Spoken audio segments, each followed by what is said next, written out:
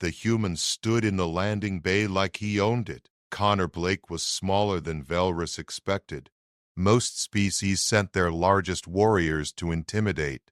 He wore a simple black suit, hands clasped behind his back, watching her ship descend with eyes that missed nothing. No guards, no weapons she could see, just him.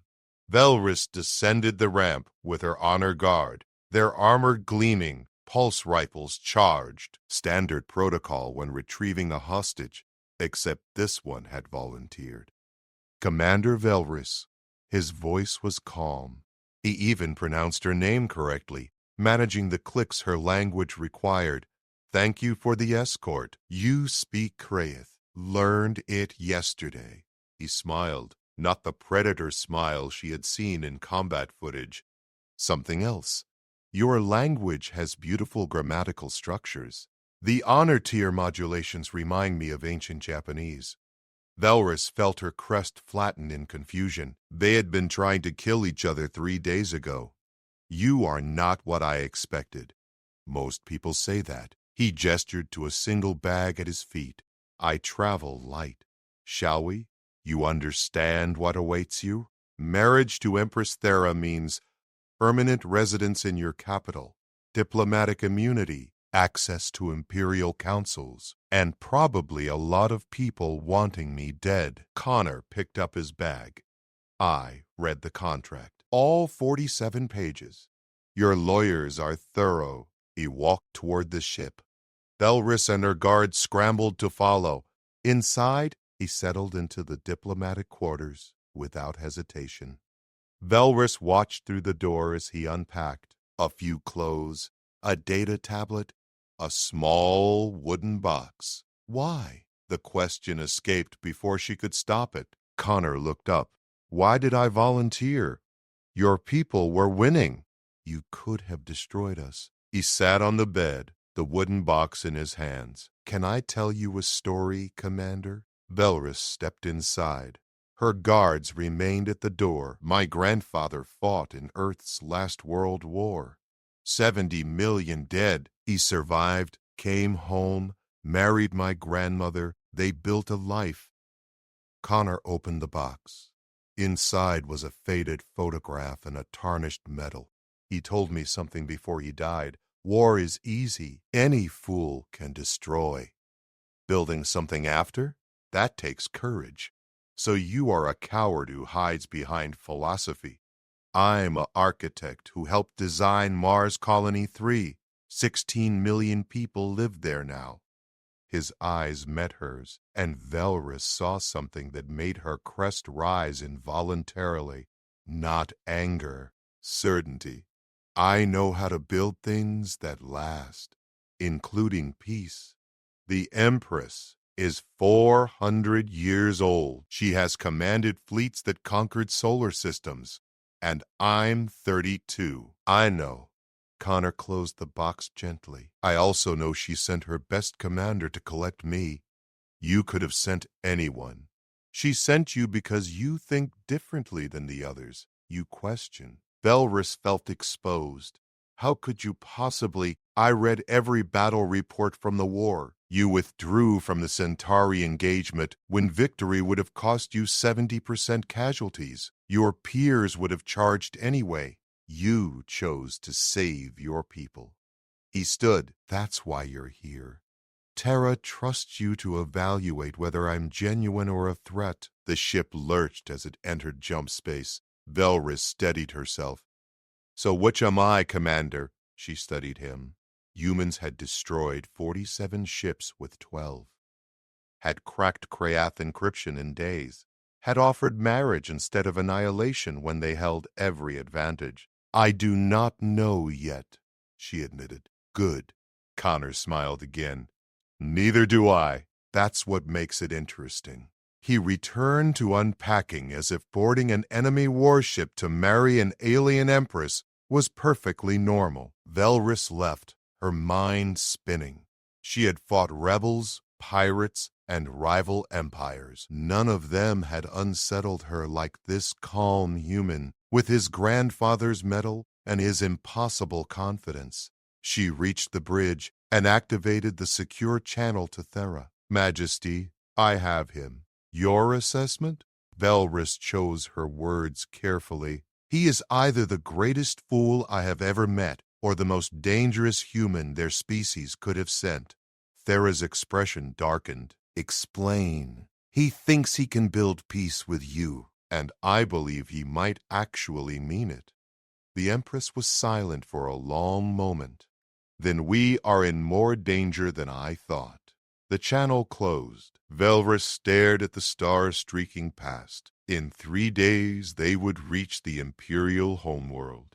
She suspected everything would change then.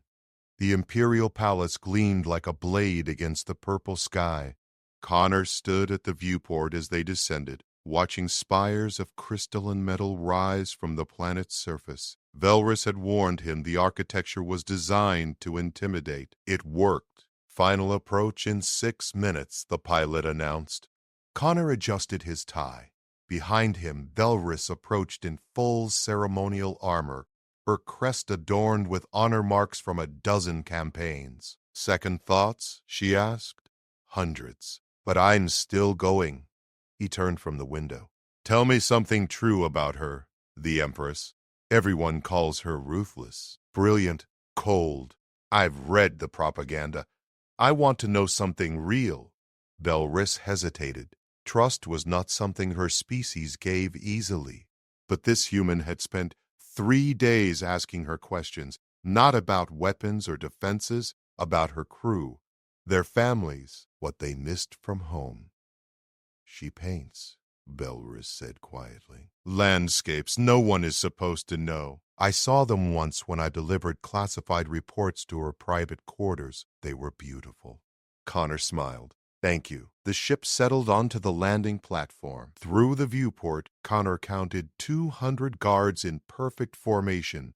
Crimson banners snapped in the wind. At the center stood a figure in flowing robes of silver and black, Empress Thera. Even from a distance, her presence commanded the space.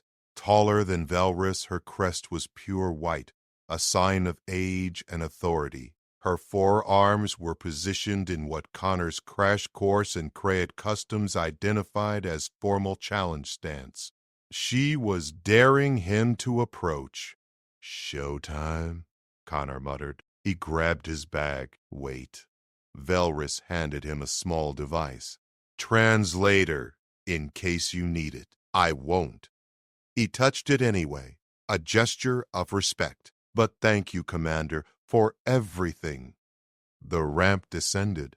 The wind hit him first, carrying scents of minerals and something like cinnamon. Then the silence. 200 guards, completely still. Connor walked down alone. Thera watched him approach, with eyes that had seen civilizations rise and fall. When he stopped 3 paces away, she spoke in perfect English. You are smaller than I imagined. You're exactly as tall as the intelligence briefing said. 193 centimeters. Connor switched to Kraith, the words careful but clear. It is an honor to meet you, Empress Thera. Something flickered across her face. Surprise, quickly masked. You learned our tongue. Enough to insult myself, probably. But I'm trying. She stepped closer. Her presence was overwhelming, ancient and powerful. Do you know why I agreed to this farce? Because we were going to win, and you wanted to save your people. Wrong. Thera circled him slowly. I agreed because I am curious. Your species appeared on the galactic stage 30 years ago, primitive, backward. Now you build weapons that learn, ships that think. You adapt faster than any species we have encountered. She stopped in front of him. I want to understand what makes humans dangerous. Connor met her gaze. May I be honest, Your Majesty? I would prefer it. You're afraid of us. The guards tensed. Velrys, watching from the ship, reached for her sidearm. Thera tilted her head. Explain. Every empire you conquered fought with the tools they had. We fight with the tools we invent during the battle. You can defeat an enemy with superior weapons. You can't defeat an enemy who creates new weapons faster than you can counter them. Connor set down his bag. That terrifies you because it means you can't predict us. And you believe marriage will somehow create trust between our peoples? No, marriage creates a conversation. Trust comes later if we're both willing to build it. Thera studied him for a long moment. Then she did something that shocked everyone present. She laughed. It was a sharp sound, like breaking crystal, but genuine. You are either brilliant or insane. I have not decided which. Can't it be both? Perhaps. She gestured to the palace. Come. The ceremony is in 2 hours. We should discuss the terms you did not negotiate. Connor picked up his bag. Terms I didn't negotiate. Your contract specified your rights and protections. It said nothing about your responsibilities. Thera began walking, and Connor fell into step beside her. The guards parted like water. You will have access to imperial councils. That means you will witness things that would start wars if disclosed. You will see how empires truly function. I understand. I do not think you do. They entered the palace, passing through halls lined with trophies from conquered worlds. You will see us at our worst. Our cruelty, our ruthlessness. The things we do to maintain order across 14 solar systems. She stopped at a massive door carved with scenes of battle. And you cannot look away. That is the price of peace, witnessing what it costs. Connor looked at the carvings, Kraith warriors standing over the defeated, cities burning. Surrender. Then I'll look, he said. Someone should. Thera opened the door. Beyond lay her private chambers, vast and surprisingly simple. And on the walls, just as Velrus had said, were paintings. Landscapes of worlds Connor had never seen, beautiful and melancholy. 2 hours, Thera said. Prepare yourself. After the ceremony, everything changes. She left him alone in the room. Connor walked to the nearest painting. It showed a red desert under twin moons, with a single tree growing from cracked earth. At the bottom, in small letters, was a name he recognized from the casualty reports. The first world Thera had conquered. He understood then. She painted the places she destroyed not as celebration, as penance. Connor opened his bag and took out his grandfather's medal. He set it on the dresser where he could see it. Here we go, he whispered to the empty room. Outside, the preparations for a wedding that would reshape the galaxy continued. The ceremony lasted 17 minutes. Connor stood in the Hall of Ascension wearing formal Kraith marriage robes that felt like wearing liquid metal. Thera faced him in traditional white, her forearms adorned with rings of ancient platinum. Between them, the high officiate chanted in a dialect so old even the translator struggled. 3,000 witnesses filled the hall. Ambassadors from every client species, military commanders, government officials, all watching to see if the human would falter. He didn't. When the officiate finished, Thera extended her primary right hand. Connor took it. Her skin was warm, scaled, completely alien. Cameras captured the moment from every angle. It is done, the officiate announced. The hall erupted in coordinated applause, polite, measured, utterly without warmth. Thera leaned close, her voice barely audible. Now comes the difficult part. She wasn't wrong. The reception was a battlefield disguised as a party. Connor shook hands with generals who had tried to kill his people, made small talk with diplomats who smiled while calculating how to exploit him, drank something that tasted like battery acid while pretending to enjoy it. And through it all, he watched. He saw how the Kraith military commanders deferred to Thera with perfect precision, how the client species ambassadors maintained exactly 3 paces of distance, how Belarus stood near the exits, her eyes never stopping their scan of the room. 4 hours in, a Kraith admiral approached. His name was Korath, and his service record included the bombardment of Luna Station.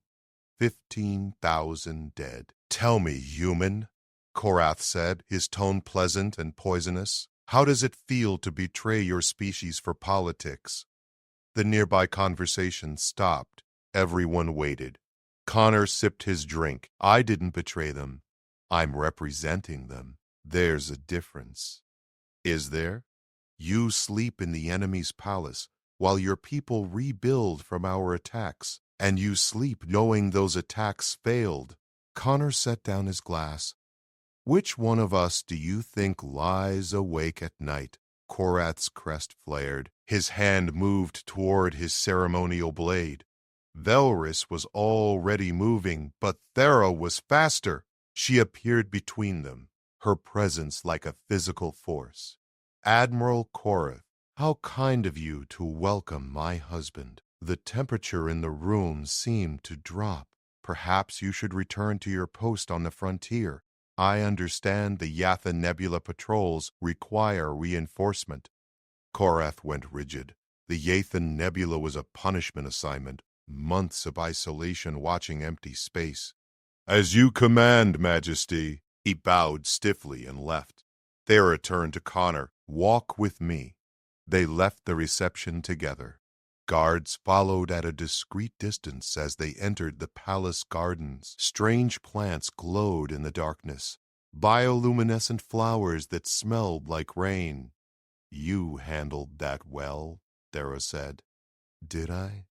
Felt like I made an enemy." "You had an enemy. Now he knows you have teeth." She led him down a path between trees with silver bark. "Korath is old guard. He believes conquest is the only path to security. Do you?" Thera stopped walking. Around them, the glowing flowers pulsed gently. "I have ruled for 4 centuries, Connor. I have conquered 16 species, built an empire that spans 14 solar systems, and I am tired." It was the first truly vulnerable thing she had said. "Then why continue?" Connor asked. "Because stopping means admitting I was wrong, that all those worlds, all those deaths were for nothing." She touched one of the flowers, and it brightened at her contact. "Your species terrifies me because you proved there was another way. You went from chemical rockets to jump drives in 30 years. You did through innovation what took us 3 centuries of blood. We had advantages. Access to ruins on Mars, the wreckage from the first contact war with the Vaish. We learned from others. You learned faster than should be possible." Thera faced him fully. 3 days into our war, your engineers had reverse-engineered our shield frequencies. A week later, you were building improved versions. Your weapons adapted in real time. Your ships coordinated without central command. Her voice hardened. "How?" Connor realized this was the real question, the one that had driven her to accept this marriage.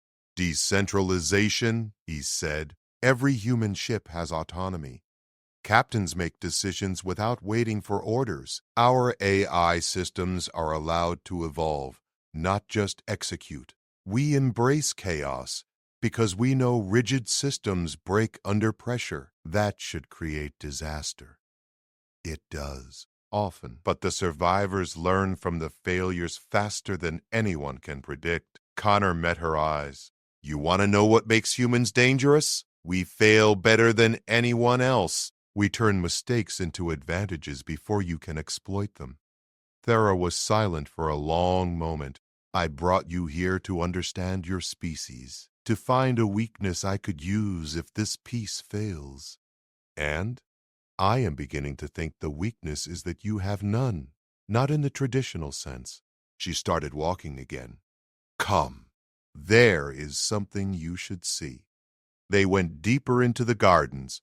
past the decorative areas, into a section overgrown and wild. At the center was a memorial wall, thousands of names carved into black stone. Every Kraith who died in our war with humanity, Thera explained. I come here every night. I remember them. Connor stepped closer. The names were in Kraith script, but his translator rendered them. Young names, old names. Entire crews gone. We have a similar wall on Earth, he said quietly.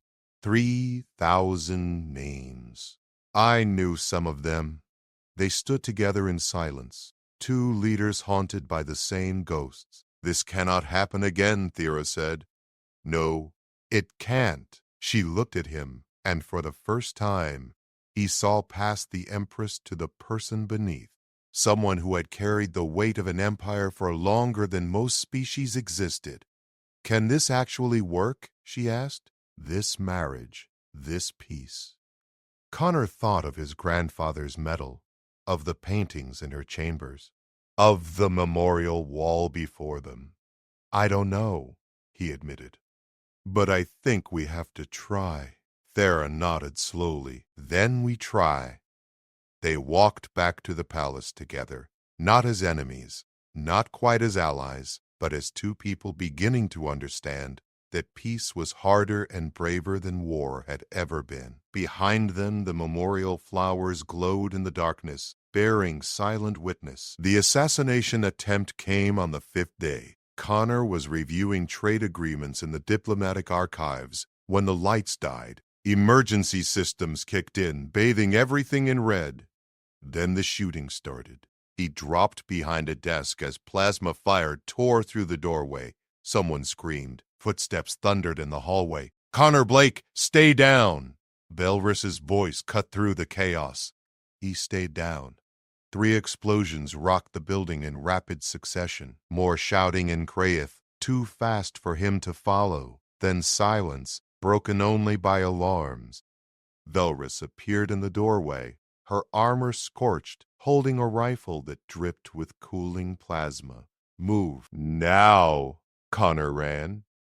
She led him through corridors he had never seen, past bodies in unmarked combat suits, until they reached a secured bunker. Thera was already there, standing over a holographic display, her face carved from ice. Casualties? She demanded.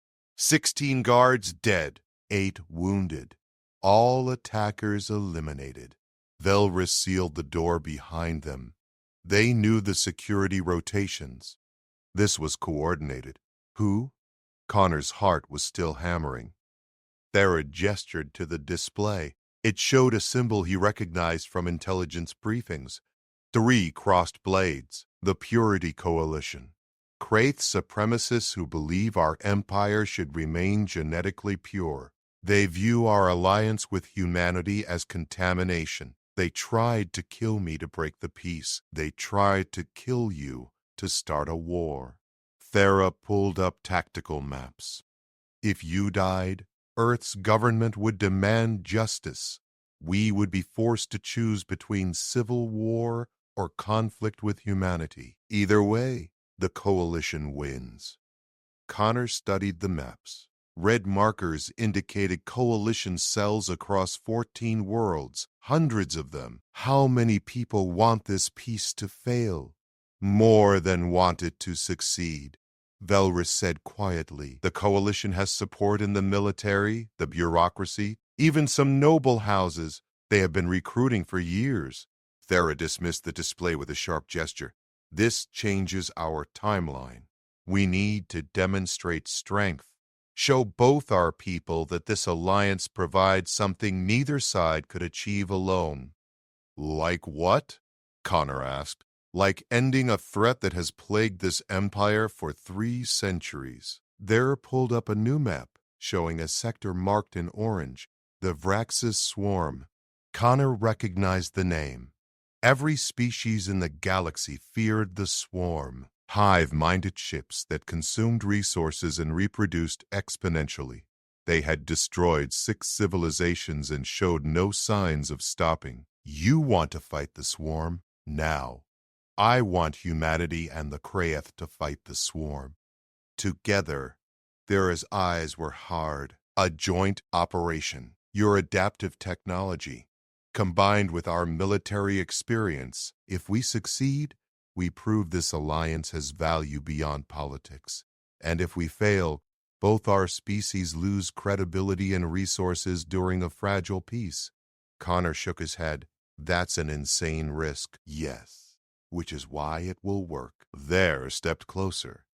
The coalition expects us to hide, to play defense. We attack instead. We show strength through cooperation. Velris cleared her throat. Majesty, our fleet is still recovering from the war. A swarm engagement would require at least 40 ships. We have perhaps 20 ready for combat. Then we ask Earth to provide the rest. Vera looked at Connor. You have authority to negotiate military cooperation. Will your government support this? Connor thought fast. The swarm had threatened Earth's outer colonies twice. Both times human forces had fought them to a standstill but couldn't push them back. A combined force might actually work, but it would mean putting human ships under partial creative command, sharing technology, trusting former enemies with lives.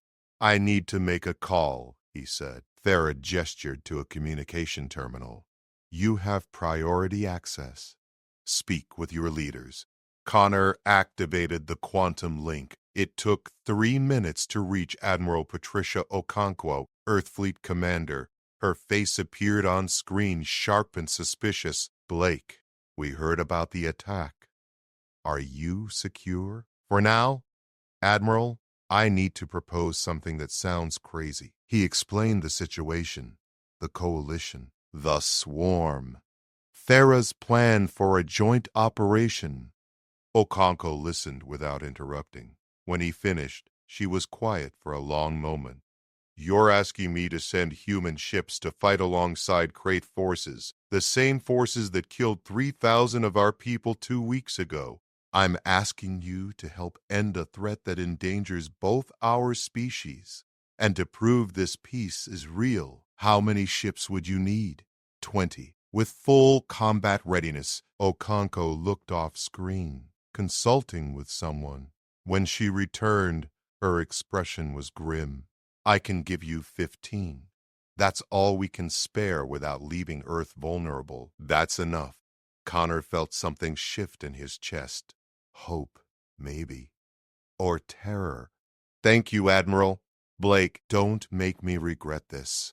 Those crews are trusting you with their lives. I know. The link closed. Connor turned to Thera and Velris. We have 15 ships. Earth Fleet will rendezvous with your forces at the coordinates you designate. Thera nodded slowly. Then we proceed.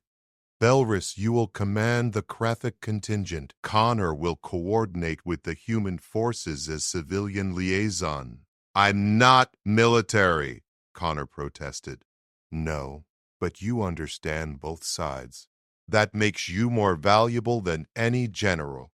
Thera activated the tactical display again. We launch in 72 hours. That gives us time to integrate our forces and plan the assault. Velris saluted and left to begin preparations. Connor stared at the display showing the swarm sector.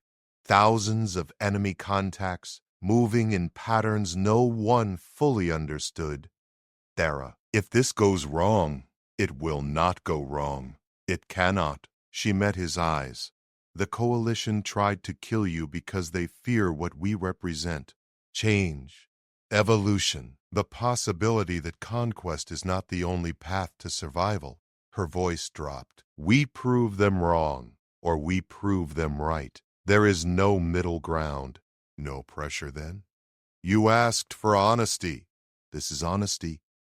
Everything depends on the next 72 hours. Connor thought of the guards who died protecting him, the names on the memorial wall, the faces of the human crews who would follow him into battle against an enemy that had destroyed civilizations. Then we better make them count, he said. Thera almost smiled. Now you sound like an empress. I'm learning from the best.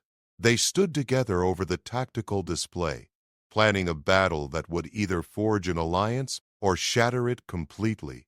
Outside the bunker, emergency crews cleared bodies and repaired damage. The Purity Coalition watched from the shadows and prepared their next move. And in the depths of space, the Vraxis swarm continued its endless consumption, unaware that two species who had been enemies were about to become something far more dangerous, partners. The combined fleet looked wrong. Connor stood on the bridge of the Kraith flagship Eternal Dominion, watching the tactical display as human and Kraith ships moved into formation. The vessels didn't match. Human ships were sleek, angular, built for speed and adaptation. Kraith warships were massive, armored fortresses designed to overwhelm through sheer power. They looked like they would tear each other apart before reaching the swarm. Alignment protocols complete, the navigation officer reported, all 35 ships responding to unified command. Velrus stood at the center of the bridge, her command presence absolute. She had initially resisted accepting human tactical input. 3 days of joint exercises had changed her mind. Human contingent reports ready, communications announced. Captain Lewis requests permission to speak.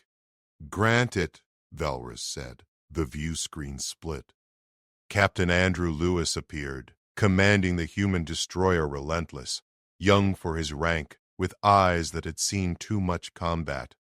Commander Velrus, my people are itching to prove themselves. When do we hit the swarm? Patience, Captain. We approach the engagement zone in 90 minutes. Maintain formation Delta 7. Copy that. Relentless out. Connor moved to Velrus's side. He's nervous. They all are. As they should be. The swarm has destroyed fleets twice this size.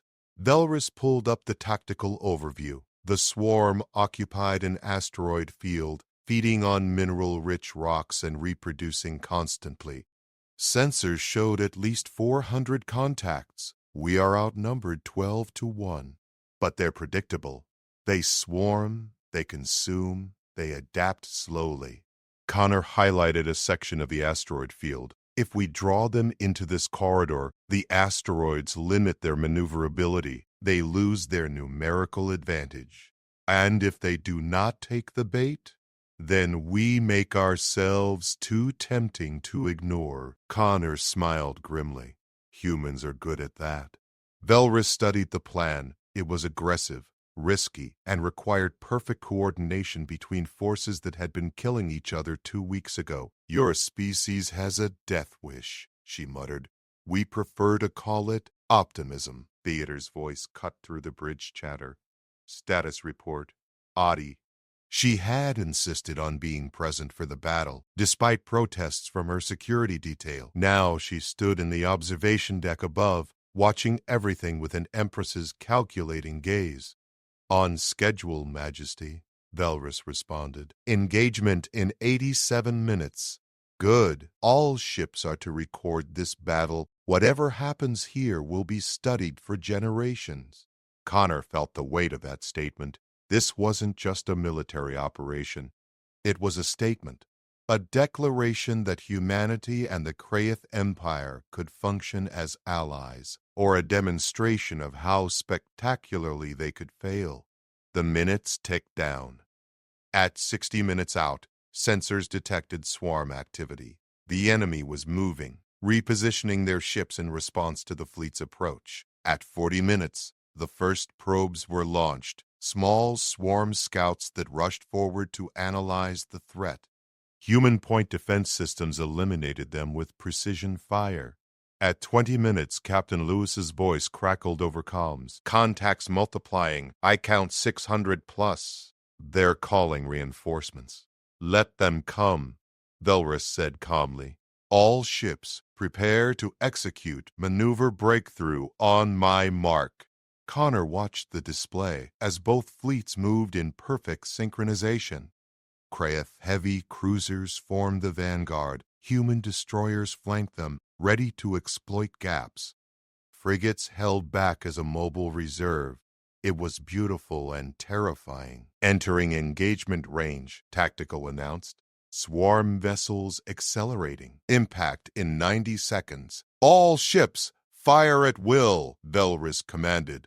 The Eternal Dominion shuddered as its main cannons opened fire. Brilliant streams of plasma cut across space, hitting swarm vessels and vaporizing them. Human railguns added their voices, kinetic projectiles moving at relativistic speeds.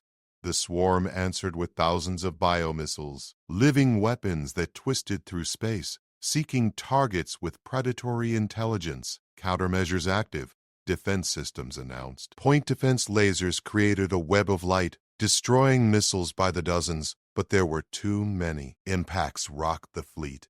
A Kraeth frigate took a direct hit and went dark. Hull breach on the Valiant Spear, communications reported. They're venting atmosphere. Human ships, cover their evacuation, Velrys ordered without hesitation. 2 human destroyers broke formation, positioning themselves between the damaged frigate and the swarm advance. Their shields absorbed incoming fire while escape pods launched.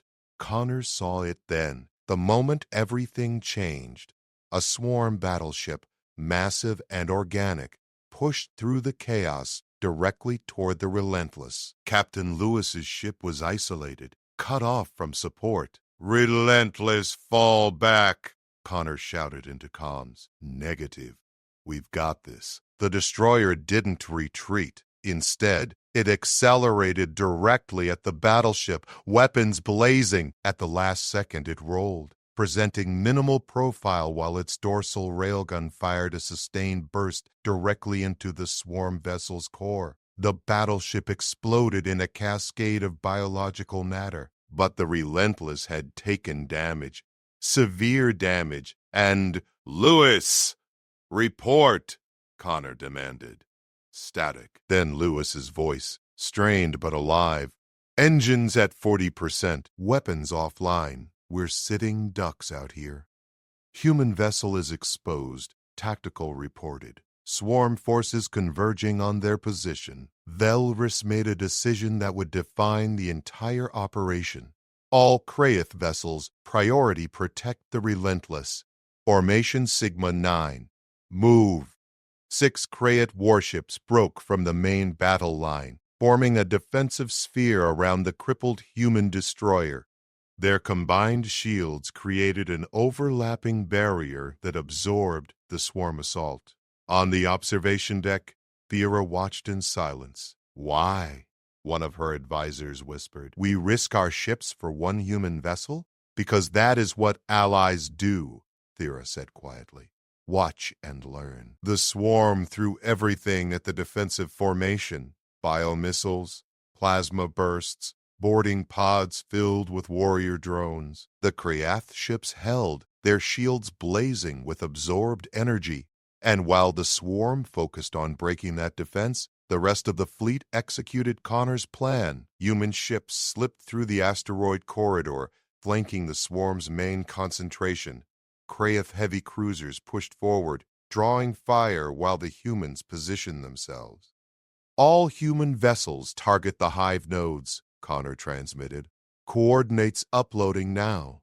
The hive nodes were biological command structures that coordinated swarm behavior. Destroy them, and the swarm devolved into uncoordinated chaos. Human targeting systems, designed to adapt and learn, had identified 7 nodes during the battle. Now, they struck with surgical precision. 7 explosions bloomed across the asteroid field. The swarm's coordinated assault collapsed instantly. Ships continued fighting, but without direction, without strategy. They became targets instead of threats. "All ships full assault," Velrys commanded. "End this." The combined fleet tore through the disorganized swarm like a blade, Kraeth firepower and human precision working in perfect harmony. 15 minutes later, it was over. The asteroid field was filled with debris, both swarm and allied. But the swarm was broken, scattered, no longer a threat. "Casualty report," Thera's voice was steel. 4 ships destroyed, 11 damaged. 732 crew lost. Velrus paused, but we achieved total victory. The swarm presence in this sector is eliminated. Connor pulled up the final statistics. Human ships had taken 40% of the casualties despite being 35% of the force. They had fought harder, risked more because they were still proving themselves. Captain Lewis, status? Connor asked. Alive. Ship's a mess, but we're alive. Thanks for the save, Commander Velrus.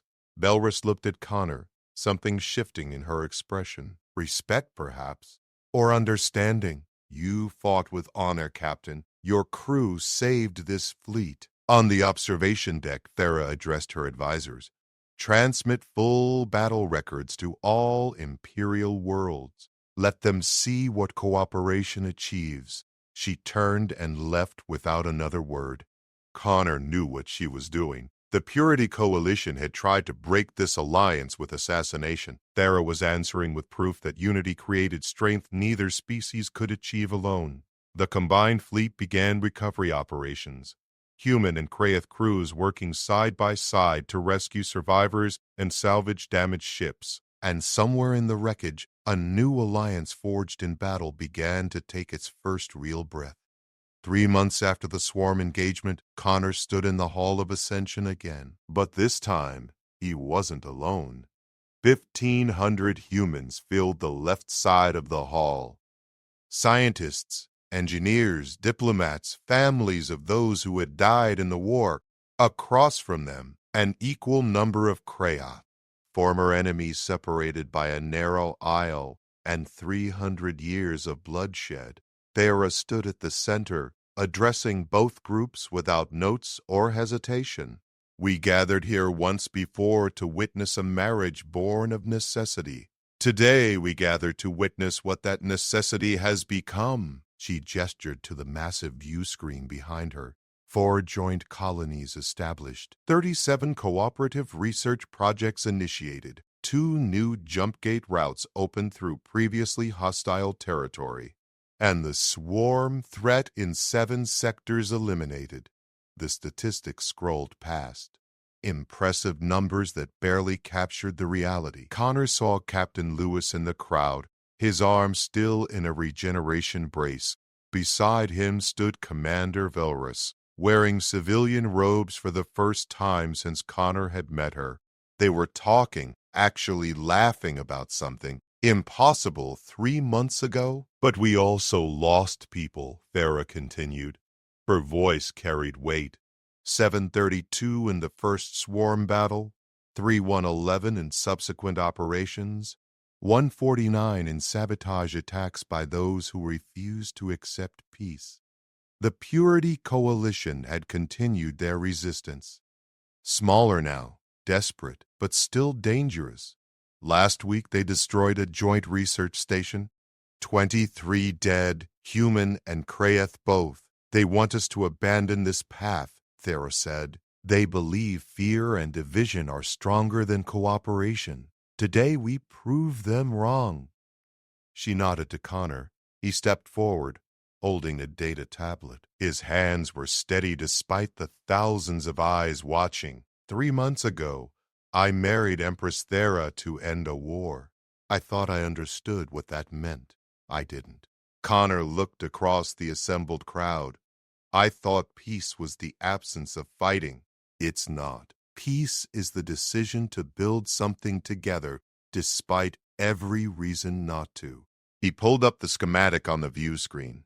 A massive structure, half Kraith design, half human innovation. This is the Unity Station.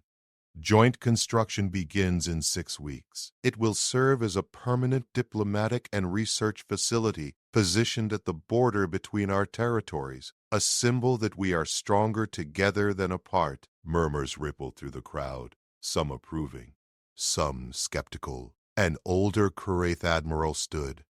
Connor recognized him, General Thex, who had fought in 40 campaigns and lost 2 sons in the war with humanity. And if the coalition attacks this station, If they succeed where other saboteurs have failed, the hall went silent. Connor met his gaze. Then we rebuild it, and we keep rebuilding it until everyone understands that this alliance isn't fragile. It's inevitable. Inevitable? Thex's crest flared. You are young, human. You have not seen how empires collapse, how quickly cooperation becomes suspicion. You're right. I haven't seen empires collapse. Connor stepped toward him. But I have seen what humans do when told something is impossible. We landed on our moon when everyone said we couldn't. We built fusion reactors when the physics said no. We survived first contact with 6 hostile species and turned 3 of them into allies. He gestured to the crowd. Impossibility is not a barrier for us. It's an invitation. Thex stared at him for a long moment. Then, slowly, he sat down. Thera took over again. The Unity Station is more than symbolism. It represents integration of our technologies, human adaptive AI combined with Kraith materials science. Our military discipline merged with their innovative tactics. Every project we pursue together makes both species stronger. A human voice called out. Connor recognized Dr. Sarah Martinez, xenobiology specialist. And what happens when our interests diverge? When cooperation becomes competition? Then we negotiate, Thera said simply. As partners do. We have established councils, protocols, arbitration systems. We have built structures to handle disagreement without violence. Will they work? Martinez pressed. I do not know, Thera admitted. But I know the alternative. Isolation. Stagnation. Eventually, extinction. She swept her gaze across the hall. The galaxy is vast and hostile. Species that refuse to adapt do not survive. We choose adaptation. Together, Velris stood. I fought humans in 17 engagements. I watched them defeat tactics we had perfected over centuries. I hated them for it. She looked at Lewis. Now I understand they were not better warriors. They were better at learning. And if we learn from them while they learn from us, we become something unprecedented. Lewis stood beside her. The Kraith nearly destroyed Earth. My sister died in the Luna Station bombardment. I'll never forget that. His voice was rough. But I also won't forget Commander Velris risking 6 ships to save mine. Or Empress Thera negotiating for 72 hours straight to establish fair trade agreements. They could have demanded tribute. They offered partnership instead. Connor watched the 2 of them, former enemies, now standing together. That was the real victory. Not the battles won or territory secured, the choice to see each other as people instead of threats. We will proceed with Unity Station, Thera announced. Construction crews will be announced tomorrow. Both species will contribute equally. Any who wish to participate may apply. She dismissed the assembly. As people filed out, human and Kraith mixing now instead of staying separated, Connor felt a hand on his shoulder. Bera stood beside him, watching the crowd. Do you believe it will work? She asked quietly. Truly? Connor thought about his grandfather's medal, still sitting on his dresser, about the memorial walls both species maintained, about Captain Lewis and Commander Velris planning a joint tactical symposium next month. I believe we're making it work, he said, one impossible day at a time. Thera nodded. That is enough. For now, they walked together through the emptying hall, past the spot where they had stood for a marriage neither wanted, toward a future neither could have predicted. Outside, construction ships were already gathering, human vessels and Kraith haulers, preparing to build something that would last. The Purity Coalition would try to stop them. Other threats would emerge. Peace was never permanent, never guaranteed. But it was possible. And possibility, Connor had learned, was humanity's most dangerous weapon. Behind them, The Hall of Ascension fell silent. The witnesses dispersed to their homes, their ships, their worlds, carrying with them the knowledge that two species who had been enemies could choose to become something more, not through conquest, through courage. And in the cold mathematics of galactic politics, courage was the one variable no empire could predict or counter. That was why no empire dared challenge them now. Not because humanity and the Kraith were unbeatable, but because together they were becoming something the galaxy had never seen before. Partners who refused to accept that peace was impossible, and in a universe built on force and fear, that made them the most dangerous alliance in existence.